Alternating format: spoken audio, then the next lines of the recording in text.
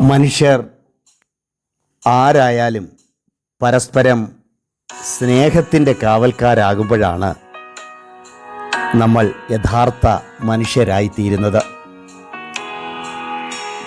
ഒരിക്കൽ സന്തോഷവും ദുഃഖവും അറിവും സ്നേഹവും എല്ലാം ഒരുമിച്ചൊരു ദ്വീപിൽ താമസിക്കുകയായിരുന്നു. ആ ദ്വീപ് വെള്ളം കയറി മുങ്ങുവാൻ തുടങ്ങിയപ്പോൾ അവരെല്ലാവരും ഓരോരോ വള്ളത്തിൽ കയറി രക്ഷപ്പെടുവാൻ ശ്രമിച്ചു. ഒടുവിൽ സ്നേഹത്തിനെ മാത്രം ആരും കൂട്ടിയില്ല. അയാൾക്ക് മാത്രം വള്ളം കിട്ടിയതുമില്ല. സമ്പന്നത പറഞ്ഞു, എൻ്റെ വള്ളത്തിൽ നിറയെ ധനമാണ്, നിനക്ക് ഇതിനകത്ത് സ്ഥലമില്ല. ദുഃഖം പറഞ്ഞു, എൻ്റെ കൂടെ നീ വരണ്ട, എനിക്ക് ധരിച്ചിരിക്കുന്നതാണ് ഇഷ്ടം. കുറേ കഴിഞ്ഞപ്പോൾ ഒരു വള്ളം സ്നേഹത്തെ സമീപിച്ചു. അത് പറഞ്ഞു, നീ ഇതിൽ കയറിക്കൊള്ളുക. അതിലാരാണെന്ന് പോലും നോക്കാതെ സ്നേഹം അതിൽ കയറിക്കൂടി അടുത്ത ദ്വീപിലെത്തി. അവിടെ ഉണ്ടായിരുന്ന അറിവിനോട് ചോദിച്ചു, എന്നെ ആരാണ് ഇവിടെ എത്തിച്ചത്? അറിവ് പറഞ്ഞു, അത് സമയമായിരുന്നു. അപ്പോൾ സ്നേഹം ഇങ്ങനെ ചോദിച്ചു, എന്തിനാണ് സമയം എന്നെ സഹായിച്ചത്? മറുപടി ഇങ്ങനെയായിരുന്നു, സമയത്തിന് മാത്രമേ സ്നേഹത്തിൻ്റെ വിലയറിയൂ. സമയമാണ് സ്നേഹത്തിൻ്റെ കാവൽക്കാരൻ. അതെ, സമയമാണ് സ്നേഹത്തിൻ്റെ കാവൽക്കാരൻ. സമ്പത്തുകൊണ്ടോ അറിവുകൊണ്ടോ പ്രദർശിപ്പിക്കാൻ കഴിയാത്ത സ്നേഹം യഥാർത്ഥ സമയത്ത് വെളിപ്പെടും. സഹതാപം കൊണ്ടോ സമ്പർക്കം കൊണ്ടോ നേടിയെടുക്കാൻ കഴിയാത്ത സ്നേഹം സമയത്തിൻ്റെ പൂർത്തീകരണത്തിൽ സംഭവിക്കും. സ്നേഹത്തിന് ഒരു സമയമുണ്ട്. പറഞ്ഞവസാനിപ്പിക്കാൻ കഴിയാത്ത കലഹത്തിനും മരുന്നില്ലാത്ത അസൂയയ്ക്കും പരിഹാരമുണ്ടാക്കുവാൻ സമയത്തിന് മാത്രമേ കഴിയൂ.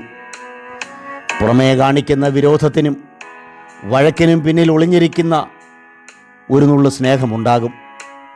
അപ്രതീക്ഷിത പ്രതിസന്ധികളുടെയും ആപത്തുകളുടെയും നടുവിൽ ആ സ്നേഹം ഉണർന്നെഴുന്നേൽക്കും. സ്നേഹത്തിന് പല ഭാവങ്ങളുണ്ട്. അപകടത്തിലേക്കാണ് നീങ്ങുന്നതെങ്കിൽ സ്നേഹം എതിർക്കും. ആ സ്നേഹം മനസ്സിലാകണമെങ്കിൽ തലനാരിഴയ്ക്ക് നാം രക്ഷപ്പെടണം. ദേഷ്യം, നിസ്സംഗത, അവഗണന, സങ്കടം ഇവയുടെ എല്ലാം മറുവശത്ത് സ്നേഹമുണ്ടാകും. പക്ഷേ ആ സത്യം മനസ്സിലാകണമെങ്കിൽ സമയമെടുക്കും. നഷ്ടപ്പെട്ട സ്നേഹത്തിൻ്റെ വിലയറിയണമെങ്കിൽ കാലങ്ങൾ കഴിയണം. ചേർന്ന് നിന്നിരുന്നവർ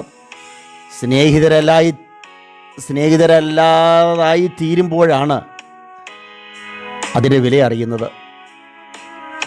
അങ്ങനെ അകറ്റി നിർത്തിയവരാണ് യഥാർത്ഥ സ്നേഹിതരെന്നും മനസ്സിലാക്കിത്തരാൻ സമയത്തിന് മാത്രമേ കഴിയൂ. സമയമാണ് സ്നേഹം വിളക്കിയെടുക്കാനുള്ള ഏറ്റവും നല്ല മരുന്ന്. നാം മനസ്സിലാക്കുക, സ്നേഹമെന്ന് പറയുന്നത് ഏത് സമയത്തും സഹകരിക്കുകയും ഉൾക്കൊള്ളുകയും ചെയ്യുന്നതാണ്. ആ സ്നേഹമെന്ന് പറയുന്നത് മറ്റുള്ളവരുടെ ഉയർച്ചയിലും നഷ്ടത്തിലും കഷ്ടത്തിലും